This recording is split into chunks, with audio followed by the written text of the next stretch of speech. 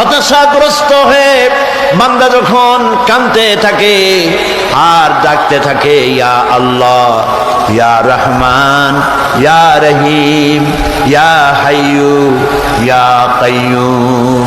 একটুখানি তাহাজ্জুদে ওঠেন, গভীর রাত্রে ঘরের সবাই যখন ঘুমানো, আপনি তখন উঠুন, উজু করে একা একই রুমের ভিতরে ঢুকে তাহাজ্জুদের নামাজ আদায় করে চোখ বন্ধ করে যদি ডাকতে থাকেন মধুর সুরে, ইয়া আল্লাহু, ইয়া রহমানু, ইয়া রহিমু, ইয়া হাইয়ু, ইয়া কাইয়ুম।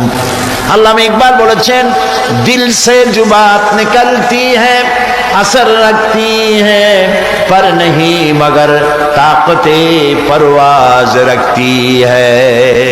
দিল থেকে যে কথা উচ্চারিত হয়, মুখের কথা আর মনের কথা ভিন্ন রকম।